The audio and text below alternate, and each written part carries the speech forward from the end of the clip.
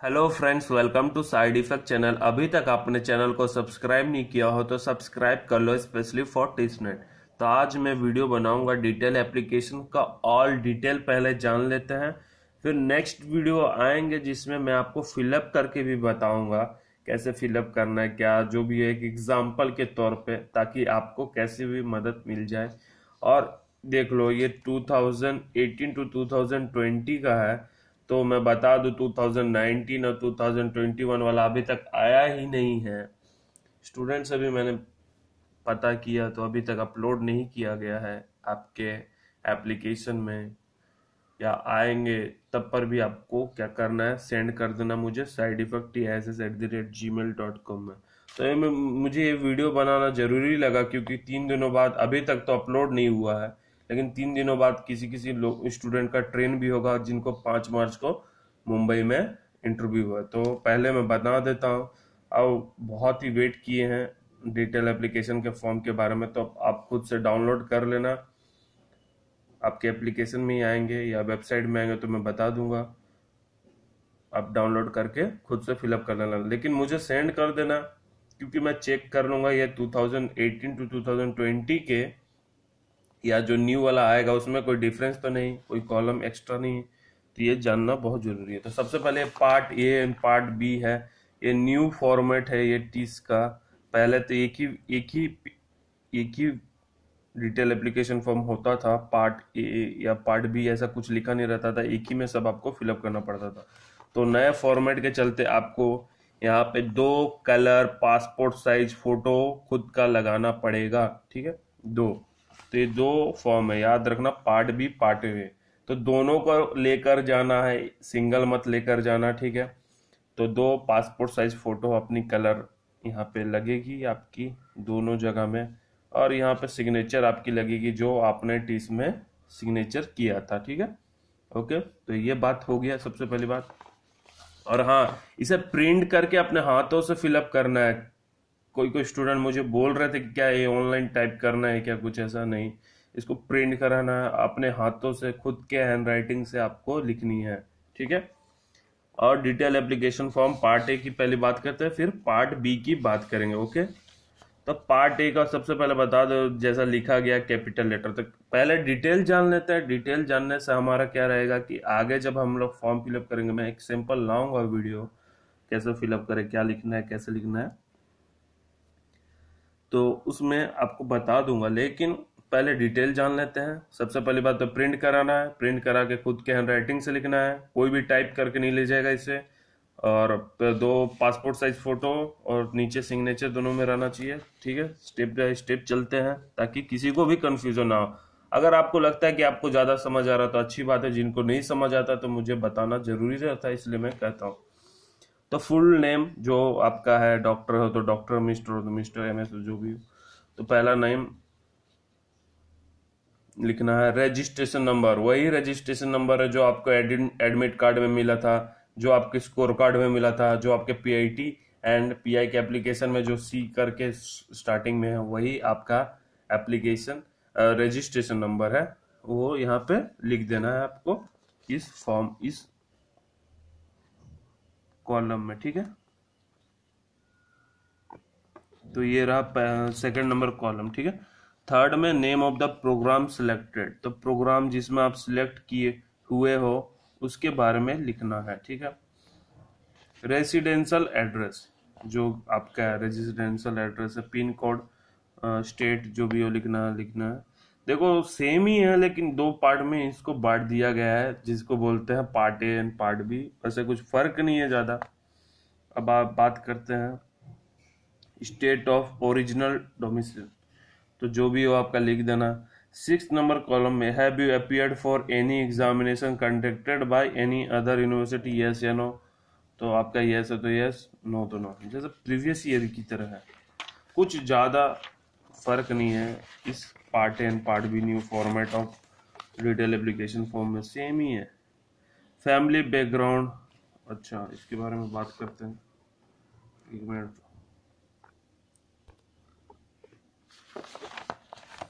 तो ये क्या है हमारा family background member who are alive only father and mother brother sister if dependent on him. ठीक है, फैमिली बैकग्राउंड के बारे में आपको यहाँ पे डिटेल लिखनी है। अगर वो अलाइव है only father mother and brother and sister if dependent on him. If अगर आप डिपेंडेंट ऑन हिम, पता नहीं चलता इसके बारे में क्यों डिटेल लेते हैं टीच, लेकिन आपको भरना जरूरी है अगर आप डिपेंडेंट हो तो 7 नंबर कॉलम सेम ही है जैसा। 8 नंबर कॉलम देखते हैं, इफ यू आर एम्प्लॉयड वही same, will ensure the attending classes and also field work your employer will grant your study। Same ही है, कुछ फर्क नहीं है। तो ये सब आप फिलअप कर ही लोगे खुद से। और please indicate how you will meet your expenses during the period of study. तो कैसे आप अपना एक्सपेंसेस को इंडिकेट करो, कैसे expenses during the period of study आप उठाओगे, खर्च अपने कैसे उठाओगे। सोर्स ऑफ फंड कौन है, आपके मदर फादर जो भी हो, रिलेशनशिप यहाँ पे बोल देना है, कितना अमाउंट एक्सपेक्टेड पर मंथ हो आपको देंगे, कितने सालों के लिए देंगे या 2 सालों तक लिख देना। अब यही बात रह गई ये 10 number column, Aadhaar card and pan card. शायद ये आपके कॉलम में नहीं हो सकता है, शायद हो भी सकता है नहीं भी हो सकता है, लेकिन ये कंफर्म नहीं है मुझे क्योंकि ये प्रीवियस ईयर का है। तो शायद दिस ईयर ये वाला कॉलम हटा सकते हैं उन लोग आधार कार्ड एंड पैन कार्ड के जो डिटेल के लिए, क्योंकि आधार अब सभी चीज़ों में ज़रूरत नहीं है। आपको पता ही है नया रूल आ चुका है, आधार अब सभी के लिए ज़रूरत नहीं है, 3 ही चीज़ के लिए।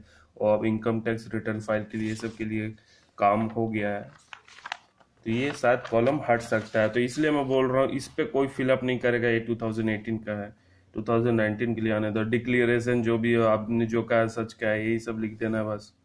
आई will appearing for final year examination of my bachelor degree, कैसा है, इफ एप्लीकेबल हो तो, अगर फाइनल ईयर में हो तब एप्लीकेबल यस, और स्पेसिफाई और पैटर्न जैसे 10+2+3 होता है और 10+2+2+1 होता है, जो भी आपका होगा 10+2+3 होगा जैसे आप ग्रेजुएशन करते हो, या 10+2+4 होंगे जो भी हो। अब यहाँ पर वही आई एग्री कर रहे हो कि जो भी बताया हो सच, गलत होने से आपको रिजेक्ट कर दिया जाएगा, यही सब लिखा रहा है और कुछ नहीं है। प्लेस जहाँ प्लेस हो, date and signature of the applicant, तो सेम ही है, कुछ फर्क नहीं है। बस पार्ट 1 और पार्ट बी के लिए पता नहीं क्यों इतना अलग बनाने की क्या जरूरत है, समझ नहीं आया मुझे। पार्ट ये रहा पार्ट बी। और हाँ, सबसे पहले मैं बता दूं, आपको फाइल लेकर नहीं जाना। जैसे कि आजकल ट्रेंड चलता है, जैसे कि फाइल एक अच्छी सी फाइल वाइल लेकर जानी रहती है पर्सनल इंटरव्यू के लिए, तो फाइल कोई भी मत लेना, ठीक है। फाइल लेने की जरूरत ही नहीं है, क्योंकि ये जो आप एप्लीकेशन, ये जो डिटेल एप्लीकेशन देख रहे हो ना, इसी को आपसे हाथों से ले लिया जाएगा, एप्लीकेशन को आपको सबमिट करना पड़ेगा, और वो यही डिटेल एप्लीकेशन फॉर्म आपके इंटरव्यूअर के टेबल पे पड़ा रहेगा। आपको फाइल लेकर एंटर नहीं करना है, आपको खाली हाथ जाना है सिर्फ, आपको बस। तो ये पहले से आपको ले लिया जाएगा, और बता दे रहा हूँ फाइल वाइल की कोई ज़रूरत नहीं है, आपको कुछ खर्च करने की ज़रूरत नहीं है। फाइल लेना पड़ेगा, इंटरव्यू है, ऐसा है वैसा है, कुछ किसी को नहीं लेना रहता है। ये पहले से ऑलरेडी सबमिट कर दिया जाता है। जैसे आप लोग अपना ऐसे टेस्ट दोगे ना, पीआईटी देने के बाद आपसे बोला जाएगा कि आप अपना अब डिटेल एप्लीकेशन फॉर्म सबमिट कर दो, ठीक है। तो आप सबमिट कर देंगे और आपको एक सीरियल वाइज में बिठा दिया जाएगा कि इसके बाद आपका नंबर है, इसके बाद आपका नंबर है। आपको कुछ भी मटेरियल एंटर नहीं कर सकते हो पीआई रूम में, जैसे कि फाइल हो या कोई भी डॉक्यूमेंट कुछ लेके नहीं जाना है, ये आपसे ऑलरेडी पहले ही सबमिट ले लिया जाएगा। तो ये कंफ्यूजन मैं बता देना चाहता हूँ। और हाँ, अगर आप 3 कोर्स के लिए सिलेक्ट हुए हो तो 3 ऐसा फॉर्म फिलअप आपको फिलअप करना है जिस जिस कोर्स के लिए सिलेक्ट हुए हो, एक ही में नहीं होगा, ठीक है, अलग अलग कर लेना। तो अलग अलग के लिए अलग अलग फोटो भी लगेंगे, प्रिंट भी लगेंगे, लिखने भी पड़ेंगे, तो ये समझ के रखना, क्योंकि ये सब क्वेश्चन जानता हूं मुझसे आप पूछोगे। तो 3 डिटेल एप्लीकेशन फॉर्म फिलअप करना जो 3 कोर्स के लिए सिलेक्ट हो, 2 डिटेल एप्लीकेशन जो 2 कोर्स के लिए सिलेक्ट हुआ, 1 डिटेल एप्लीकेशन फॉर्म जो 1 ही कोर्स के लिए सिलेक्ट हुआ है, और ये जाके सबमिट कर देना होगा आपको जब आप ऐसे राइटिंग आपका यानी कि पीआईटी कंप्लीट हो जाएगा तब, तो फाइल की जरूरत नहीं है। आपको बेकार का खर्च करवा के मुझे फायदा नहीं है। तो ये जरूरत पासपोर्ट साइज, इसमें भी एक फोटो लगेगा, ये पार्ट बी है। ओके, इसमें इसमें सेम ही है। अच्छा, ये पार्ट बी है। रजिस्ट्रेशन नंबर आपका, ओके, जो है आपका name of the program selected, ठीक है, जो भी आप लिख देना। 1 कोर्स के लिए 1 फिलअप करना है, 2 कोर्स के लिए 2, 3 कोर्स के लिए 3। अदरवाइज आप टीस से कंफर्म भी कर सकते हो कि क्या करें। डेट ऑफ बर्थ, तो आपका डेट ऑफ बर्थ आप लिख सकते हो, यहाँ पे लिख देना जो भी हो लास्ट का एंड। मैरिटल स्टेटस, सिंगल या मैरिड हो, जो भी हो। एज ऑन जून 1 2018, तो ये जून 1 2018 तो रहेगा नहीं, यहाँ पे कुछ 2019 हो जाएगा, लेकिन कौन सा मंथ रहेगा ये नए वाले फॉर्म में डिसाइड होगा। 6 नंबर फॉर्म देखते हैं। Have you taken part in NSS activity? Yes है तो यस, नो है तो नो, क्योंकि कॉलेज में बहुत सारे लोग एनएसएस में ज्वाइन करते हैं, तो ये आप लिख सकते हो यहाँ पे। हाँ, और एक बात बताना था कि किसी को भी अपना ओरिजिनल सर्टिफिकेट, मार्कशीट जो 10th 12 ग्रेजुएशन नहीं लेकर जाना है, ठीक है, क्योंकि ये डिटेल एप्लीकेशन फॉर्म है ना, इसमें ही आपको सब फिलअप करना है, जो भी आपने जितना मार्क्स लाया है, कहाँ से पढ़ा, देख लो। 7 नंबर point part B, detail application form part B, देख लो। State particular your education beginning with SSC और इक्विवेलेंट, इसी में आपको सब बता देना है। एसएससी यानी कि 10th, हायर सेकेंडरी यानी कि 12, ग्रेजुएशन यानी कि जो भी आपने ग्रेजुएशन किया है उसके बारे में डिटेल देना है।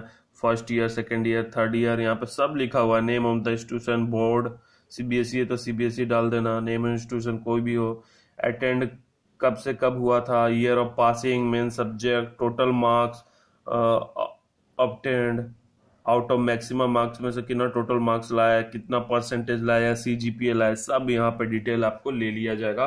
और इसमें जो भी फिलअप करना ट्रू करना, ठीक है। डॉक्यूमेंट वेरिफिकेशन होगा जब सिलेक्शन हो के बाद, तब आप अगर गलत यहाँ पे लिख कर आप अपना इमेज बढ़ाना चाहोगे या कुछ भी, जो भी आप ट्रिक्स लगाओगे, दिमाग लगाओगे, पकड़े जाओगे, ठीक है। तो जो भी भरना according to your this, according to your certificate, जो मार्कशीट लाए उसी से भरना। अगर आपने पोस्ट ग्रेजुएशन किया है, ठीक है, तो यहाँ पर फिलअप कर देना। रही बात अगर कुछ और भी सर्टिफिकेट है, जैसे कि अदर सर्टिफिकेट या डिप्लोमा किए हो या कुछ भी सर्टिफिकेट आपको मिला है अचीवमेंट का, या कुछ जो भी आपने इंटर्नशिप किया है, कुछ भी सर्टिफिकेट हो, तो यहाँ पे आप लास्ट वाले कॉलम में मेंशन कर सकते हो। तो ओरिजिनल सर्टिफिकेट लेकर नहीं जाना है, और जीरोक्स, इसमें किसी भी चीज का जीरोक्स इसमें अटैच मत करना, ये कंप्लीट है। ऐसा नहीं कि जीरोक्स लगा दिए कि मार्कशीट मेरा 90% आया है तो मैं जीरोक्स लगा दूंगा, या मेरा 50% आया तो मैं जीरोक्स, ऐसा कुछ नहीं है। जो भी है यहाँ पे अपने हाथों से ही लिख देना है बस, और आपको कुछ नहीं करना है इसमें, अटैच कुछ भी फाइल मत करना, अपना मार्कशीट का जीरोक्स कॉपी या ओरिजिनल कॉपी, ठीक है। आगे बता दे रहा हूँ ताकि आपको प्रॉब्लम ना। Explain any unaccounted period from the date of passing school, SSC or equivalent to the date of this application। तो अनअकाउंटेड पीरियड कोई है, ऐसा कुछ है तो आप अपना बता सकते हो, मुझे तो नहीं लगता कुछ जरूरी है ये सब, तो आप अपना बता सकते हो। 8 number, if you have applied for more than one program, have you qualified for PI for any other program, degree program in this institute in 2018 to, इसमें बता सकते हो कि आप किस किस प्रोग्राम में सिलेक्ट हुए हो, A and B। Okay, A and B किसी किसी प्रोग्राम में। अगर ये तो पार्ट, क्योंकि पहला कोर्स के लिए तो ये फॉर्म ही है, दूसरा में ये जिसमें आप सिलेक्ट हुए, तीसरा के लिए ये नहीं हुआ तो खाली रख देना, नो। ओके, अगर एक ही कोर्स में सिलेक्ट हुआ, नो। अगर 2 कोर्स के लिए हो तो ये पहला में मेंशन कर देना, 3 कोर्स के लिए हो तो बी, पहला पहला कोर्स के बारे में तो इस फॉर्म में ही डिटेल दिया हुआ है। 9th number, why are you interested in pursuing this course. तो ये बहुत ही ज़्यादा इम्पोर्टेंट पॉइंट है, क्योंकि इसे इंटरव्यूअर पढ़ते हैं। ठीक है, इतना तो ज़्यादा कुछ पढ़ने का ज़रूरत नहीं है, आप मैरिटल हो कि नहीं हो उतना ज़्यादा तो पढ़ना नहीं है, डेट ऑफ बर्थ जान के वो क्या करेंगे आपका, लेकिन इसे बहुत ज़रूरी है पढ़ना। Why are you interested in pursuing this course. तो इंटरव्यूअर इसे जरूर पॉइंट आउट करते हैं, देखते हैं कि हाँ ये लिखा क्या है इसमें। ठीक है, तो आने वाले वीडियो में मैं क्लियर करूंगा इसकी भी। 10th, right your biographical sketch. ये बहुत ज़्यादा ज़रूरी है, अपने बारे में लिखो, क्या आपने किया, क्या आप करना चाहते हो, क्या आपके फ्यूचर प्लान्स है, जो भी हो सब कुछ इसमें लिख डालना। क्या आपके अचीवमेंट है, आपने कितना स्कोर किया, आपके कोई एक्स्ट्रा कोई सर्टिफिकेट हो आपके पास, या आपने कुछ सोसाइटी के लिए कुछ किया है, ऐसा कुछ भी हो, या एक्सपीरियंस अपना कुछ भी शेयर कर सकते हो, या क्या जॉब कर रहे हो उसके बारे में भी कुछ डिटेल डाल सकते हो। तो इसके लिए वीडियो आएंगे। ये देखो इतना बड़ा पेज मिला है आपको। अब इससे भी ज़्यादा मत लिखना कि इससे ज़्यादा आप अटैच करके आप बताना चाहोगे कि हाँ मुझे ज़्यादा मार्क्स मिल जाए, तो इतना ज़्यादा कोई पढ़ेगा भी नहीं आपका, याद रखना टाइम लिमिटेड है। तो कुछ अटैच वटैच मत करना, जितना जगह दिया गया उसी में आप अपना बेस्ट लिखना। ओके, अच्छा ठीक है। 11 नंबर पॉइंट देखते हैं, mention any work done by your relevant to the field of study selected by you. कोई भी वर्क डन किए हो क्या जो आपने कोर्स सेलेक्ट किया, अगर डेवलपमेंट स्टडीज के लिए किए हो तो कुछ काम ऐसा किया हो डेवलपमेंट्स के रिलेटेड, या कुछ भी हो, किसी भी कोर्स के लिए हो, सोशल वर्क के लिए हो, जो भी किया है तो यस, और किए हो तो इसके बारे में लिख डालो, या नहीं किए हो तो इसे खाली छोड़ दो। ओके, अब आती है लैंग्वेज। अब लैंग्वेज में तो English mandatory, speak, read, right. अब प्रोफेंसी यहीं पे लिखा हुआ है, गुड, फेयर या पुअर। अब जिसको इंग्लिश अच्छी आती है गुड लिख देना, गुड गुड गुड, और नहीं आती, अच्छी नहीं आती तो फेयर फेयर फेयर। पुअर या बोल नहीं सकते तो पुअर लिख देना, रीड अच्छा आती है तो गुड लिख देना, राइट अच्छा आती है तो गुड लिख देना। और भी कोई लैंग्वेज जानते हो इंग्लिश के अलावा, जैसे कि मराठी हो वो भी लिख सकते हो, थर्ड में हिंदी हो वो भी लिख सकते हो, चौथी कोई सा भी आपकी लोकल लैंग्वेज अगर आप जानते हो तो। और ये point out, are you employed, ये बहुत ही इंपॉर्टेंट पॉइंट है, बहुत सारे इंटरव्यूअर इसे चेक करते हैं। ओके, नहीं हो तो जरूरी नहीं है भरना, हो तो भर देना। ओके, और बस यही आपका part A and part B खत्म यहीं पे। तो दोनों के बारे में मैंने वीडियो अच्छे से बता दिया हूँ, इसका फॉर्म फिलअप का वीडियो आएगा, और ये भी बता दे रहा हूँ इसे 3 कोर्स में सिलेक्ट हो तो 3 फॉर्म ऐसा ही फिलअप करना, और फोटोग्राफ एक लगेगी, हैंड अपने हाथों से लिखना है, कैपिटल लेटर में लिखना। बायोग्राफिकल स्केच को जरूरी नहीं है कैपिटल लेटर में लिखने के लिए, बाकी सब जो एंट्रीज है वो बहुत ही इंपॉर्टेंट है। वायु परस्यूम कोर्स, इसको जरूरी नहीं है कैपिटल में लिखो, लेकिन अच्छे से लिखना, कोई भी कट वट या अच्छे से क्लियरली लिखना ताकि वो पढ़ पाए अच्छे से। और रही बात 2019 वाला फॉर्म का इंतज़ार करो, जितना जल्दी हो सके वो फिलअप कर देना। और मार्कशीट इसमें अटैच नहीं करना है, ओरिजिनल तो लेकर भी मत जाना, कोई काम का नहीं आएगा। मार्कशीट आपका जो भी मैं बताया था ना 7 नंबर पॉइंट में, इसमें ही फिलअप कर देना है, ये नंबर पॉइंट में कि आप क्या पढ़े हो क्या नहीं, कितना पढ़े हो, जो भी हो इसी में फिलअप करना है, और जीरोक्स भी नहीं लगाना है अपने मार्कशीट का। तो इसी तरह आपके लिए मैं इंपॉर्टेंट वीडियो लाते रहूँगा। तो फ्रेंड्स, थैंक यू।